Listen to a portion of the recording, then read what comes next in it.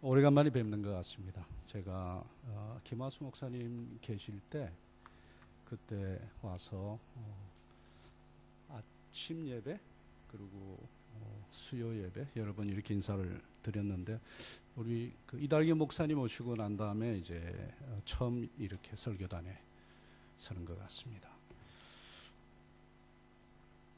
그 동안에 이제 여러분들 어떻게 지내셨는지 참 궁금했는데 제가 안 오기도 하고 못 온 이유는 되게 이렇게 목사님들이 교체가 되면 그 외부에서 선교사가 와서 이렇게 얼정되는 게 도움이 안 돼요.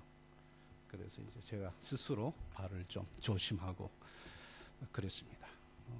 오늘 여러분들 뵈니까 흰머리가 많이들 생기셨네요. 그렇죠? 오늘 저의 그 차를 태워준 우리 그 한석 집사, 제가 그 첫 번째 그 전도사 시절에 고등부의 회장을 했는데 갑자기 머리가 하나도 없이 나타났어요. 그러지 않아도 이 친구가 좀 머리가 좀 없는 친구인데 그렇게 나타나니까 시간이 많이 지났구나 이런 생각 했습니다. 여러분 옆에 분들하고 같이 복덩이십니다 한번 축복하시겠습니까? 네 분 이상씩 그렇게 하십시다.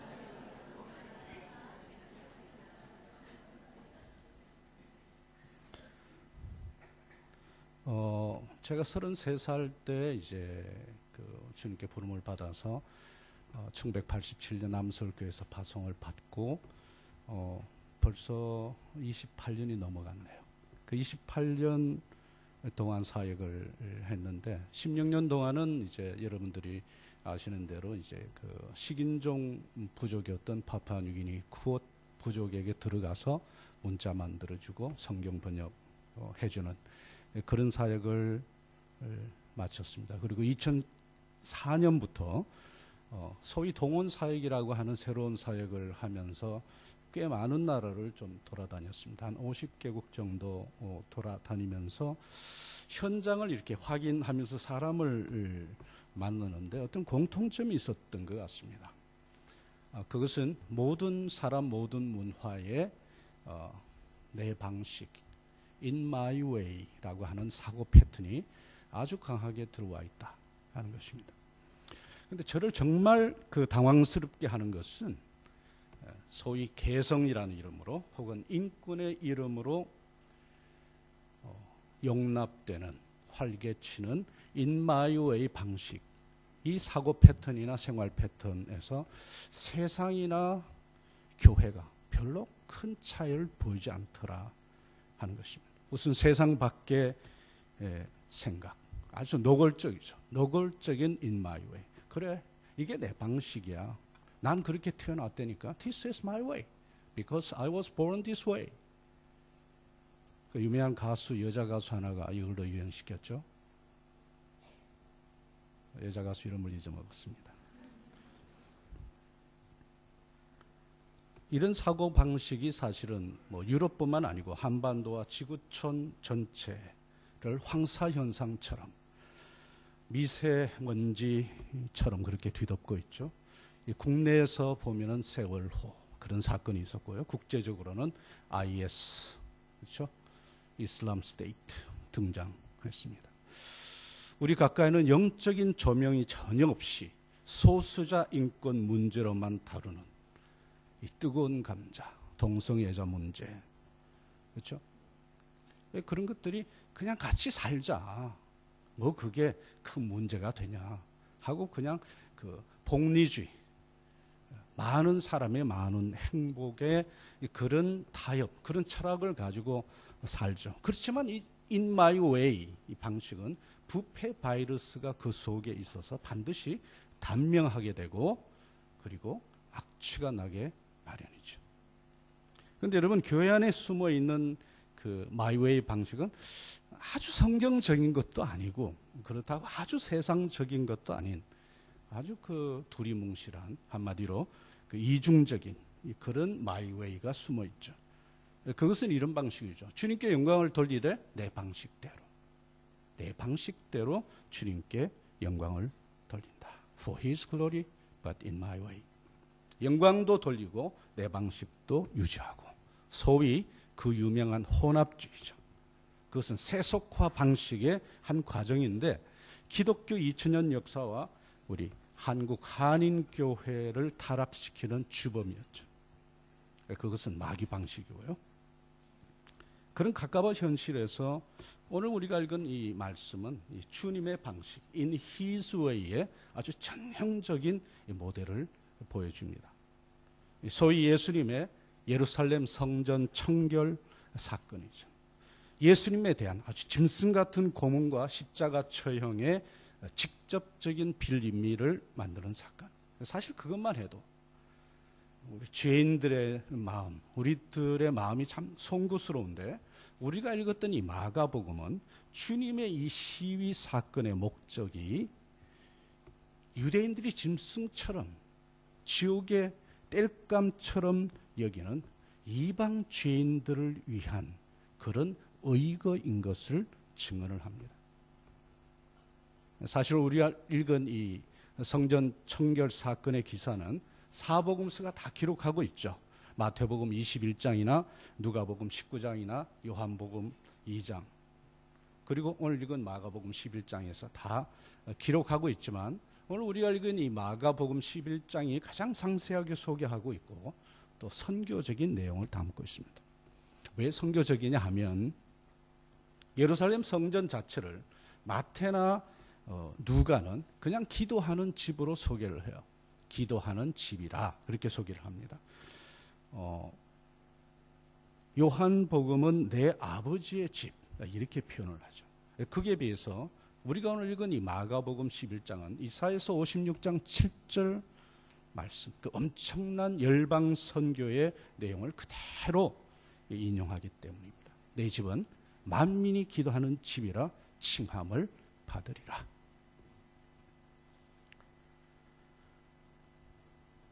여러분 제가 너무 어렵게 설교하는 거죠. 여러분들이 굉장히 기분 나쁜 듯이 지금 참 표정이 다 굳어 있어요. 사실은 그 주님이 하신 그 마가복음의 이 기사는 그 우리 한국 사람들에게 이방인들에게 엄청난 은혜이기 때문에 사실은 뭐 눈물이 떨어지도록 설교를 해야 되는데 제가 그렇게 하지 못하니까 여러분들이 기분 나쁠 만하죠.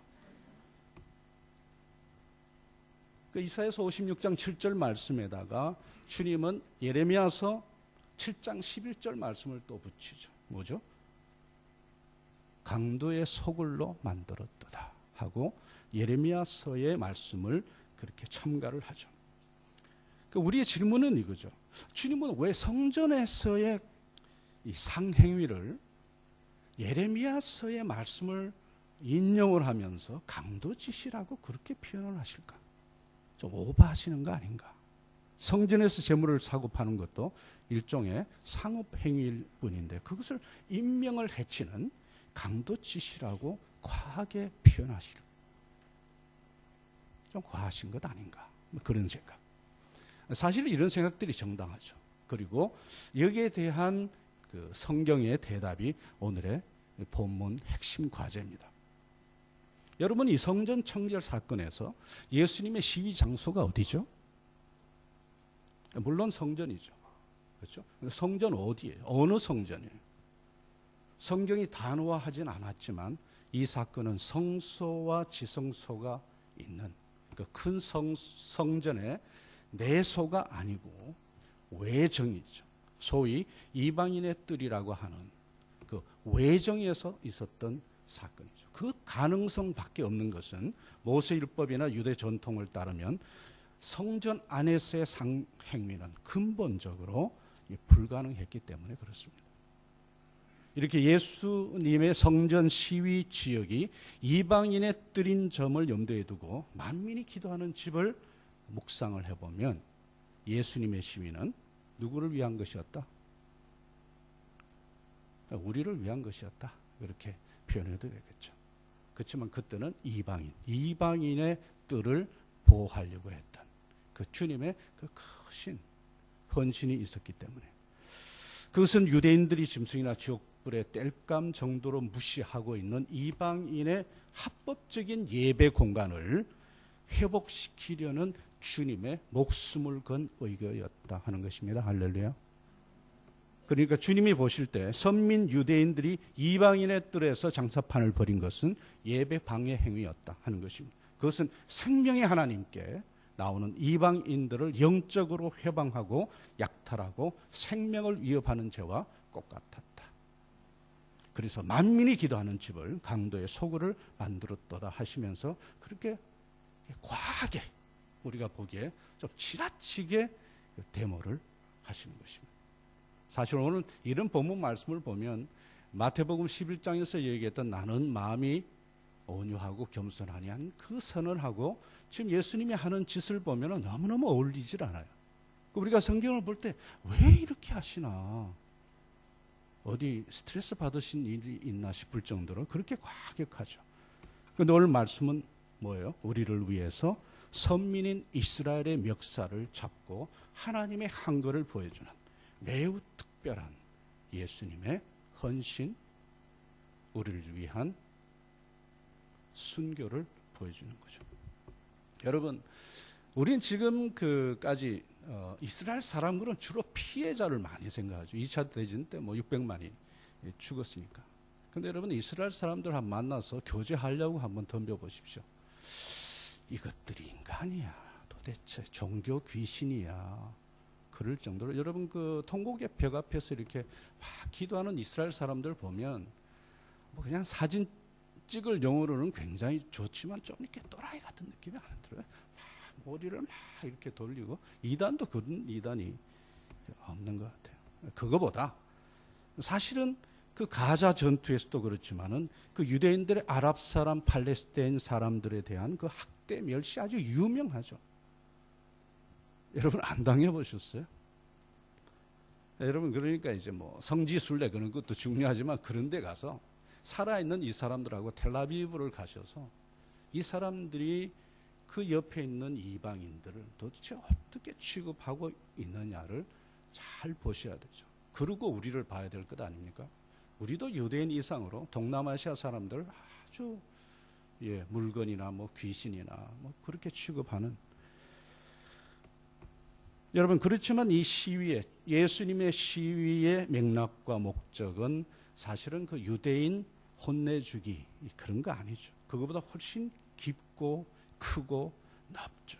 우리 주님은 아주 크신 분이죠. 우리 주님의 본심은 선민인 이스라엘의 나쁜 버릇 고치기가 아니고 성전의 완전한 기능 회복을 위해서 뭐 하시는 거예요? 새 성전을 다시 짓는 것이었어요. 그 살인자 같은 유대인들을 포함한 명실상부, 유대인들이 포함된 명실상부 만민이 기도하는 집을 건축하는 것입니다.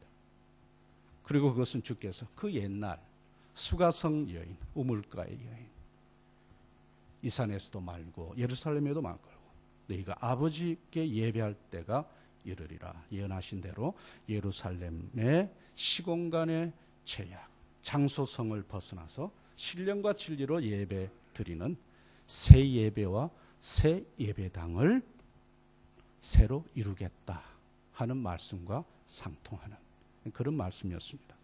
그런데 여러분, 만민이 기도하는 집의 성취 방법은 딱 한 가지였죠. 그게 무엇이었습니까? 벽돌을 다시 쌓는 것이 아니라 만민에게 뭘 부어요? 성령을 부어서 새 성전 되게 한 것이었습니다. 놀랍지 않습니까? 지금 멀리 계셨던 그 주님이 알고 보니까 우리를 생각을 해서 지금 성전 시위 사건을 일으키시고, 그때부터 우리에게 점점 이 다가오는 그런 소리를 우리 귀가 열려 있는 사람들은 들을 수 있어야 되는 거죠. 우리에게 다가오기 위해서 그렇게 먼저 시행하는 일이 무엇이겠습니까? 12 제자에게 성령을 붓는 거죠. 12 제자부터. 16장 17절 요한복음. 내가 너희에게 실상을 말하노니 내가 떠나가는 것이 너희에게 유익이라. 내가 떠나가지 아니하면 보혜사가 너희에게 오시지 아니하실 것이요 가면 내가 그를 너희에게로 보내리니. 제자들이 인간적인 작별을 근심하니까 주님께서 이렇게 말씀하시죠. 16장 21절에 여자가 해산하게 되면 그때가 이르렀으므로 근심하지만 아기를 낳으면 세상에 사람 난 기쁨으로 말미암아 그 고통을 다시 기억하지 아니하리라. 무엇에 대한 약속이에요? 성령 강림의 약속입니다. 할렐루야. 우리에게 더 한 발 다가오신 것입니다. 사도행전 2장 드디어 그 성령님이 오셨죠. 그때 천하 만국에 흩어졌던 디아스포라 유대인들이 예루살렘에 모여서 함께 들었던 120 문도들의 방언의 메시지는 주제가 있었죠. 그게 무엇이에요? 하나님의 위대하심을 말하는도다. 하나님의 위대하신 일, 말세에 성령 붓는 그 주제를 사람들이 들었다 하는 것입니다. 할렐루야. 자녀들은 예언할 것이요, 청년들은 환상을 보고 아비들은 꿈을 꾸게 하는 무차별 성령 강림이 성취되기 시작하는 것입니다. 성경을 보면 신나는 장면이 많아서 성경을 이렇게 손에서 떼기 어려운 그런 내용이 많은데 사도행전이 특별히 그렇죠. 특별히 우리 같은 그 이방 사람이었고 또 유대인들이 멸시했던 그런 상황에 있던 사람들은 특별히 그 사도행전 10장이 얼마나 놀라운 그런 사건을 소개해요. 사도행전 10장, 적국의 장수이자 완전 이방인인 고넬료 집안에 성령이 오셨습니다. 유대인들이 미워했던 이방인에게 오순절날 내렸던 똑같은 퀄리티의 성령 세례가 부어졌습니다. 그리고 그것을 믿지 못한 예루살렘 교회에서 공회로 모여서 베드로와 예수님의 동생 야고보가 그 사건을 하나님께서 이방인들에게도 생명 얻는 회개를 주셨도다 라고 하면서 공인해 줌으로 세계교회가 시작되는 놀라운 이정표가 됩니다. 할렐루야. 이방인 교회 시작 정도가 아니고 세계교회가 시작되는 엄청난 사건이죠. 그 후 이방 교회들이 주님의 교회들이죠. 안디옥, 빌립보, 고린도, 그리고 그 당시에 땅끝이었던 로마와 스페인, 그리고 폐병과 회충의 나라 한국도 우리 할아버지 할머니도 이 놀라운 주님의 은혜의 공동체에 들어오기 시작했죠. 이렇게 예수님의 성전 청결의 목적, 십자가와 부활, 그리고 성령 강림의 목적은 다 무엇이었다고요? 만민이 기도하는 집짓기였다 하는 것입니다. 할렐루야. 헬라어는 좀 재미있는 부분이 있는데요. 만민이 기도하는 집 이렇게 해도 되고요. 만민을 기도하는 집 이렇게 해도 됩니다. 그러니까 만민이 만민을 기도하는 집, 그래도 괜찮습니다.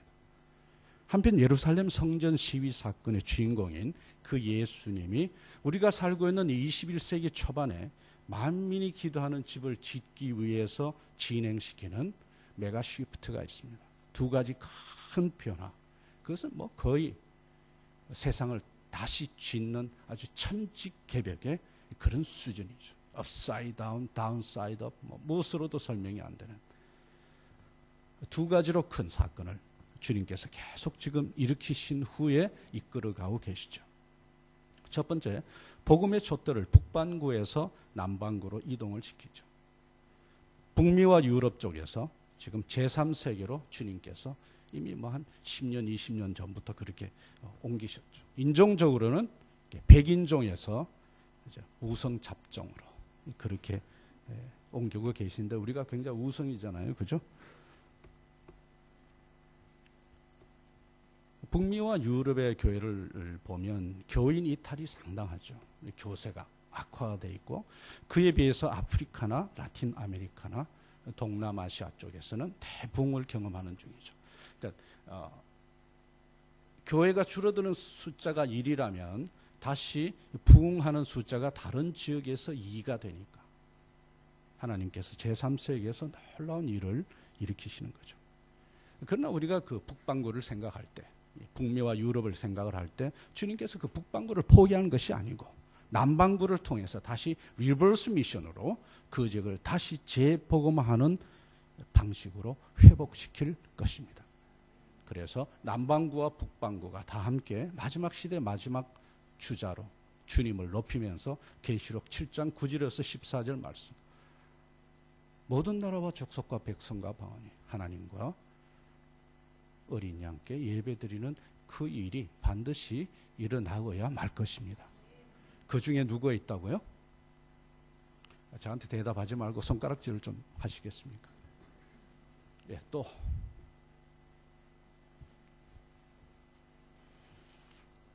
우리가 다 그 놀라운 오페라를 경험하게 될 것입니다. 여기 목소리 좀 크신 분들 없어요? 할렐루야 뭐 이렇게 하면 병납니까? 이렇게 팔자를 고쳐놓고 이렇게 인격 관리를 하거나 표정 관리를 하는 분들을 보면 대단하다 이런 생각 많이 들어요. 두 번째로 그 70년 동안 지금까지 이제 그 선교 역사를 볼 때 그 70년씩 4번이 흘렀잖아요. 선교 역사는 그 1세기가 70년이에요. 먼저 70년은 1792년부터 시작된 그 윌리엄 캐리부터 시작해서 그는 이제 그 주님께서 해안 지역을 교회가 복음하면 해안 지역에서 복음을 받던 사람들이 그 내륙으로 들어갈 거라 해서 그 윌리엄 캐리가 그 해안 지역을 복음화를 하죠. 그렇지만 나중에 70년 후에 허드슨 테일러가 그 인랜드를 들어가 보니까 복음이 아직까지 안 전해져서 인랜드 미션을 한 70년 하죠. 그리고 1935년부터 한 70년 동안 그 엉클 캠 카메론 타운젠드라고 하는 그분이 구아테말라 지역을 가보니까 인랜드인데 문화가 다르고 말이 다르니까 복음이 전해지지 않은 현장을 발견을 하고 거기서부터 이 사람이 Unreached People Group 해서 미전도 종족 그룹들이 있는 것을 알고 그 사람들을 대상으로 해서 사역을 시작했고 물론 이제 제가 속한 위클립의 파운더죠. 그분 시대부터 시작해서 소파 지금까지 Unreached People 미전도 종족 시대가 70년 그렇게 흘렀죠. 근데 여러분들이 이제 그 뭐 인터넷을 보고 SNS를 보면은 전 세계가 지금 이사 중이죠. The whole world is on the move. 왜 그래요? 옛날에 우리가 가서 겨우 만날 수 있는 뭐 한두 사람 만날까 말까 한 그 미전도 종족들이 자기 부모 친척 고향을 떠나서 전 세계 대도시로 다 나오고 있습니다. 엑소더스가 그런 엑소더스가 없어요. 글로벌 엑소더스가 시작이 되는데 우리는 그걸 조금 어려운 용어로 이 일을 누가 행하시냐? 하나님이 행하신다. 그 하나님의 이름을 새로 붙여드리자. 디아스포라 데이. 디아스포라 하나님이 이 놀라운 일을 하신다. 그리고 전 세계가 신유목인 시대가 되었다. 니오 노매딕 이어가 10년 전쯤부터 시작됐다. 그렇게 표현을 합니다. 많은 종족들이 본토를 떠나서 전 세계 대도시로 집중을 하고 있는데 오클랜드만 해도 사실은 엄청나게 들어오고 있더라고요. 작년에 이 뉴질랜드 통계를 보니까 거의 그 11만 명 정도가 외부에서 들어와서 그냥 구경하고 나간 게 아니고 영주권자나 시민권자로 그렇게 들어왔더라고요. 그리고 6만 명 이상의 키위들이 나갔고요. 그러니까 전 세계가 이제는 지구촌이 된 거예요. 들어왔다 나갔다 하는. 그러니까 이합 집산이 옛날보다 더 많아지면서 굉장히 대규모로 시행되는 그런 때를 만나고 있다 하는 겁니다. 이런 변화 속에서 우리 지역교회가 봐야 될 것은 뭐죠? 그것은 해외 선교도 중요해졌지만 옛날에 우리가 가서나 만날 수 있었던 유명한 선교사가 가서 그냥 좀 사역할 수 있었던 그 대상인 그 사람이 자기 집을 떠나서 어디에 와 있다? 우리 살고 있는 집 옆에 우리 집 문을 열면 그들이 우리 앞에 와 있는. 그래서 오늘 설교 제목이 우리 앞에, 우리 집 앞에 세계 선교가 시작되었다 하는 그런 제목을 붙였죠. 그래서 단기 선교도 중요하고 우리가 가서 성경 번역해 주는 것도 중요한 만큼 이제는 뭐가 중요해졌다? 국내 다민족 선교가 중요하고 내 집 앞에 세계 선교 시대가 열려서 여러 가지 핑계로 이유로 세계 선교에 참여하지 못했던 하나님의 사람들이 마음껏 선교할 수 있도록 주님께서 전 세계를 재편을 해버렸다 하는 것입니다. 할렐루야. 요새는 그 성도님들이 성령 충만하지 않기를 위해서 많이 기도하는 분들이 있다 그래요. 왜냐하면 더 부담스러우니까. 그렇죠? 조용히 살려고 오클랜드에 왔더니 뭐 벌집 쑤셔놨네. 전 세계가 다 그렇게 돼버려서 어디 피할 데가 없어요. 주님의 그 교회 자체가 벌써 주님이 이렇게 얘기하잖아요. 아버지께서 나를 보내신 것 같이 나도 너희를 보내노라. 교회 자체가 선교사라 이 말입니다. 선교사 아버지께서 선교사 아들을 보내고 그 아들이 교회를 선교사로 보냈다. 그렇게 성경은 요한복음 17장 18절, 요한복음 20장 21절, 요한복음에만 그렇게 두 번이나 확실히 선언하고 있습니다. 할렐루야. 하나님께서 천지개벽을 일으키셔서 지역교회, 우리 주님의 교회 성도 한 분 한 분이 옛날 그 아펜젤러 언더우드 그런 옛날 선교사가 참 힘들여서 와서 생명을 바쳐서 해도 겨우 변할까 말까 했던 그런 일들이 일상에서 벌어지도록 놀라운 일을 시행하셨다. 그것이 in his way다 하는 것입니다. 이 두 번째 이동이 참 중요한데요. UN 통계를 보면 전 세계 인구가 지금 한 70억이 넘었죠. 그런데 30억 인구 이상이 대도시로 모였다 하고 그렇게 통계를 하고 있고요. 2억 3천만 명 이상이 주로 이제 대도시 쪽으로 그렇게 모여 있는데 지금 아마 이 오클랜드 지역에 와 있는 숫자만 해도 아마 20, 30만이 넘을 거예요. 우리를 포함해서요. 그렇죠? 근데 우리나라 그 통계를 보면 730만 우리들이 한인들이 175개국으로 이민 나가 있고요.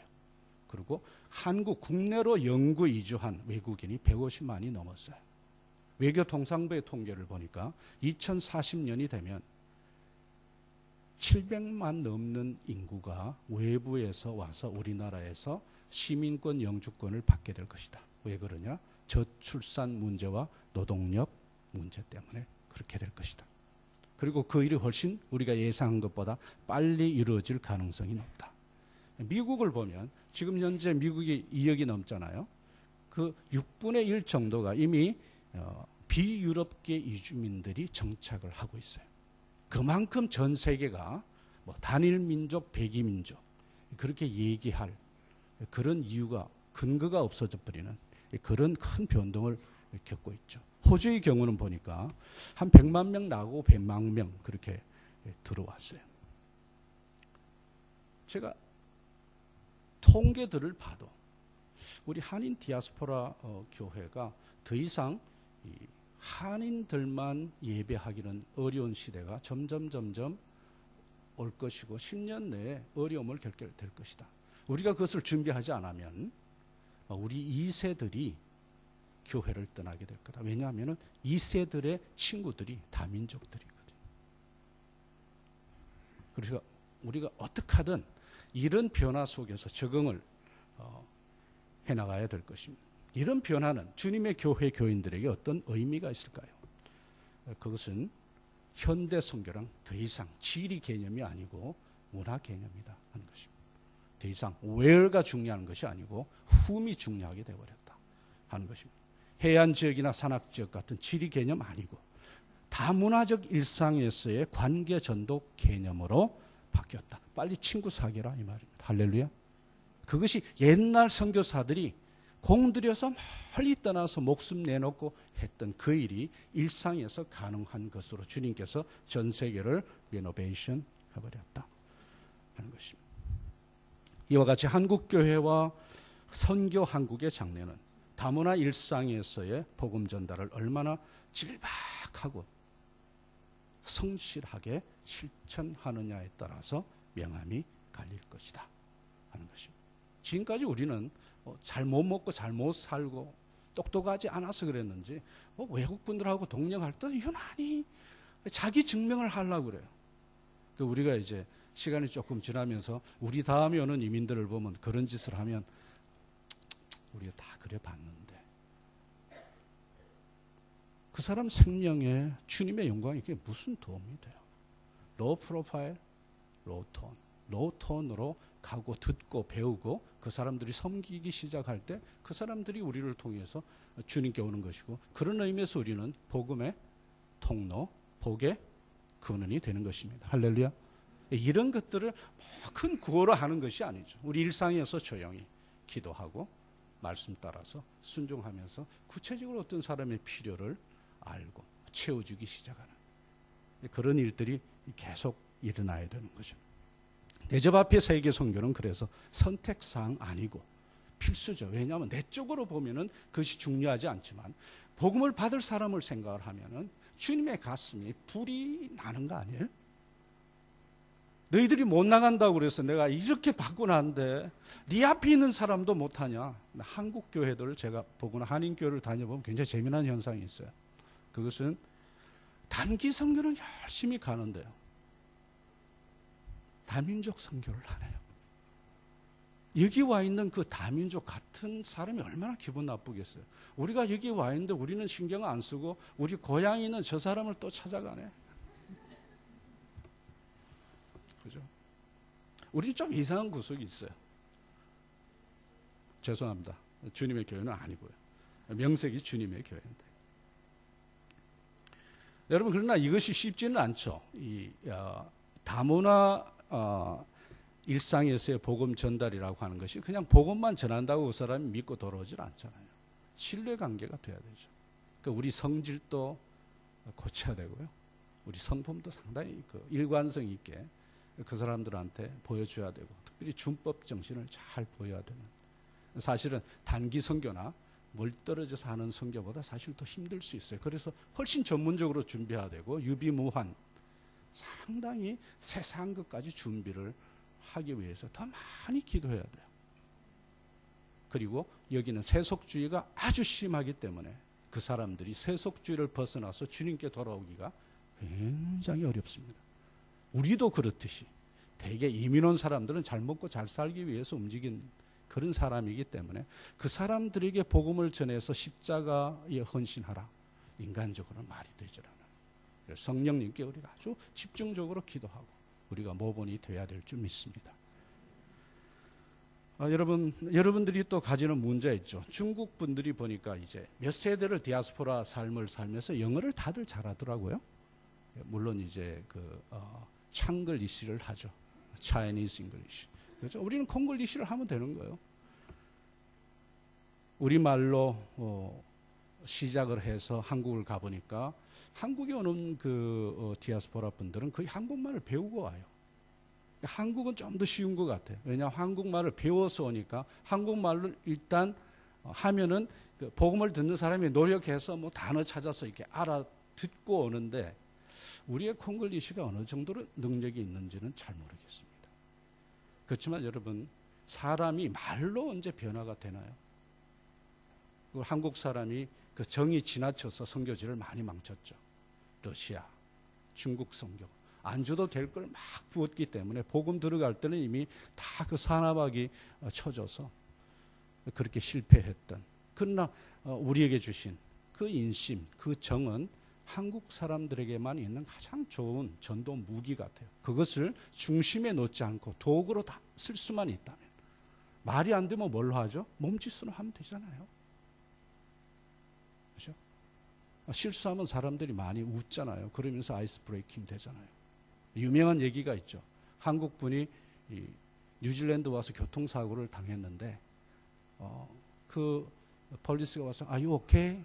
그랬더니 I am fine and you? 그랬다고 그랬대요. 그걸 달달달 외워서. 그렇지만 그 순경이 그 심각할 때 한번 웃을 수 있다는 게 얼마나 내까지 신경을 쓰는 그죠? 하나님은 우리에게 주신 그런 특징들을 잘 사용해서 말로 전해지지 않은 것. 어차피 로직에 기반을 둔 verbal expression은 그냥 lip service예요. 우리가 진짜 어떤 사람을 사랑하고 기도하면 그 사람이 이미 준비되어 있는 것을 많이 보잖아요. 그렇게 해서 우리도 예수 믿고 오지 않았습니까? 누구 말 듣고 우리가 주님께 돌아올 그런 사람들이 아니지 않습니까?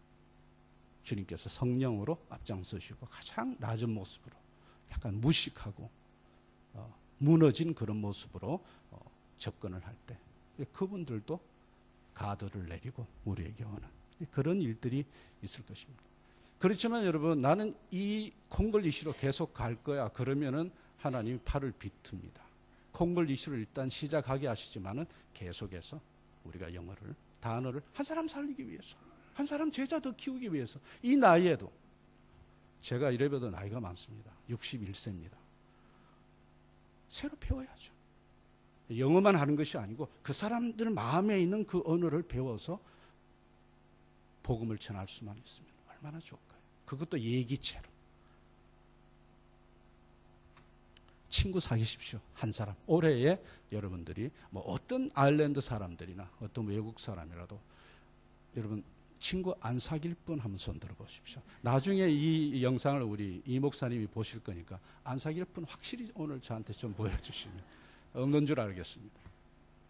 정리하죠. 오늘 본문을 따르면 우리 주님의 교회, 이 예배는 예수님께서 우리를 위해서 선민인 유대인과 싸워주신 결과이기 때문에 우리 디아스포라, 한국이 싫어서 왔거나 뭔가 그 아메리칸 드림, 오스트레일리안 드림을 가지고 한국을 떠나온 우리에게 아주 특별한 감격이 있죠. 그 감격은 우리 머리가 아니고 우리 심장이, 우리 뼈와 살이 느껴야 정상이다 하는 것입니다. 할렐루야. 그것이 십자가를 아는 주님의 사람들의 반응이죠. 왜냐하면 우리 주님의 선교적 성품은 복음을 모르는 불신자들을 볼 때 가슴에 불이 타고 있기 때문에 그렇습니다. 그리고 여러분, 우리가 성경을 볼 때 놀라운 사실이 있지 않습니까?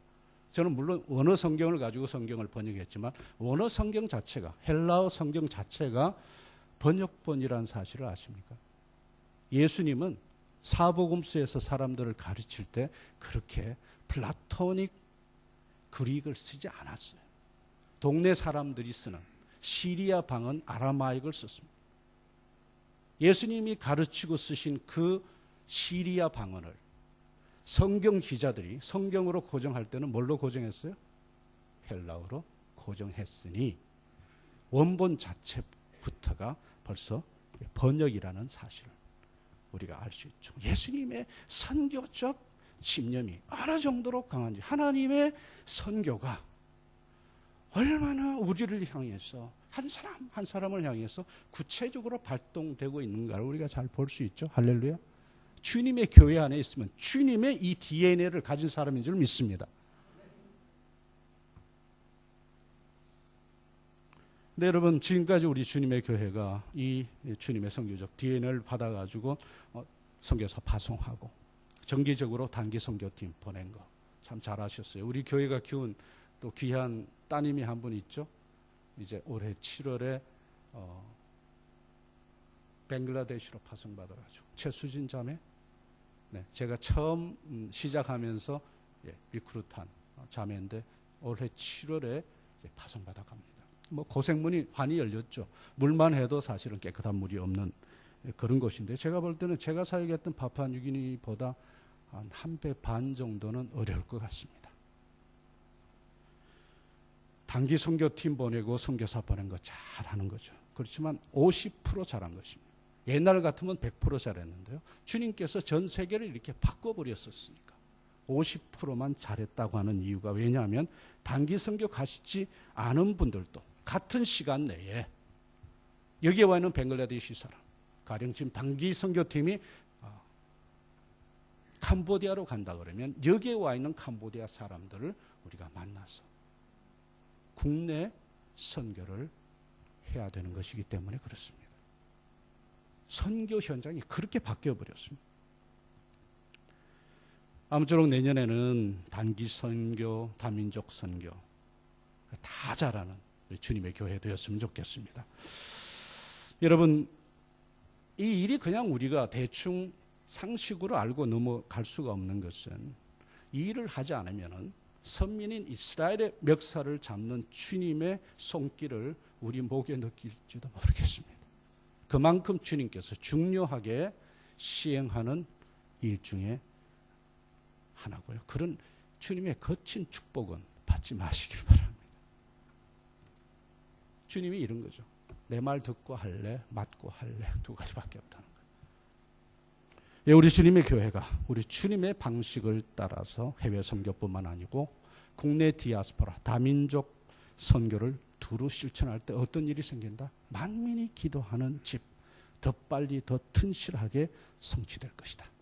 그 일을 우리가 계속 우리야 없어져도 좋고 저 사람만 살릴 수 있으면, 그리고 내 옆에 있는 이 성질이 이상한 사람만 주님의 제자가 될 수 있으면 나는 죽어도 괜찮다. 멀리 있는 사람은 사랑하기 좋은데요, 내 옆에 있는 이 미전도 족속은 내 가정 안에, 여러 관계 안에 참 많잖아요. 그 사람을 위해서 내가 축복하고 내가 죽어줄 수만 있으면 이런 일들은 언제든지 가능하다. 왜냐하면 주님께서 아주 한을 품고 소원을 두고 하는 일이기 때문에 그렇습니다. 주님의 교회가 주님의 방식을 따라서 해외 선교 그리고 디아스포라 다민족 선교 그렇게 두루 실천할 때 만민이 기도하는 집, 만민을 위해서 기도하는 집이 확고하게 세워질 줄 믿습니다. 우리가 그렇게 계속 나갈 때 주님께서 오실 때 성경을 굉장히 상스럽게 표현을 해요. 거룩한 책이 상당히 상스럽게 주님이 어떻게 오신다고요? 도둑놈 같이 온다. 이렇게 도둑같이 들이닥칠 주님의 날에 우리에게 책망보다 칭찬이 따를 것입니다. 여러분들 지금까지 열심히 신앙생활 하신 거 제가 다 알고 있습니다. 교회 옮길 때 엄청 고생하시고 그렇지만 묵묵히 지금까지 잘 오신 거 참 위로해드리고 싶고 격려해드리고 싶습니다. 그래서 고린도전서 15장 57절 58절 말씀으로 여러분들 격려하면서 말씀을 마치겠습니다. 고린도전서 15장 57절 58절 말씀 한번 찾아보시겠습니까?